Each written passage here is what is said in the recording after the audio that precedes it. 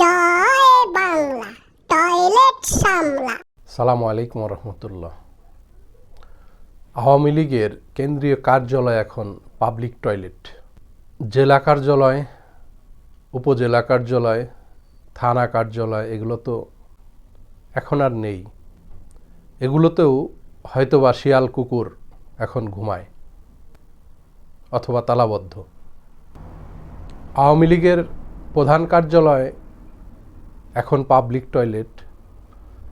এই দৃশ্য দেখে অথবা সোশ্যাল মিডিয়াতে ঘুরে বেড়ানো ফটো দেখে হয়তো অনেকের মনেই কষ্ট লাগতে পারে, কিন্তু আপনারা যদি 15 বছর পেছন থেকে দেখে আসেন তাহলে হয়তো কষ্টগুলো আপনাদের লাঘব হবে।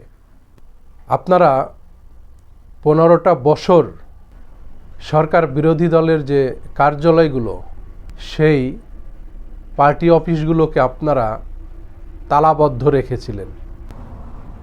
বিশেষ করে বাংলাদেশ জামাত ইসলামের যতগুলো কার্যালয় ছিল প্রত্যেকটা কার্যালয়ে আপনারা তালাবদ্ধ রেখেছিলেন। শুধু কার্যালয় নয়, জনসম্মুখে কোনো প্রোগ্রামও করতে পারে নাই, ইফতার পার্টি করতে পারে নাই, মাহফিল করতে পারে নাই, মানববন্ধন করতে পারে নাই,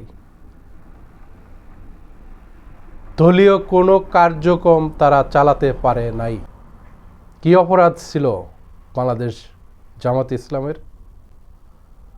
যখন প্রয়োজন ছিল তখন সাথে নিয়ে আন্দোলন করেছেন, প্রয়োজন শেষ অবরুদ্ধ করে রেখেছেন, যুদ্ধ অপরাধীর তকমা দিয়ে রেখেছেন, রক কাটার তকমা দিয়ে রেখেছেন। এখন আপনাদের অফিসগুলো পাবলিক টয়লেট হয়েছে। কে করেছে এটা? মহান আল্লাহ তাআলাই করেছে। কারণ আল্লাহ তাআলা জুলুমকারীকে পছন্দ করেন না। আপনারা যে জুলুম করেছেন তা আল্লাহ তাআলা পছন্দ করে নাই। জুলুম যখন সীমা ছাড়িয়ে যায় তখন আল্লাহ তাআলার পক্ষ থেকেই সাজা আরোপিত হয়।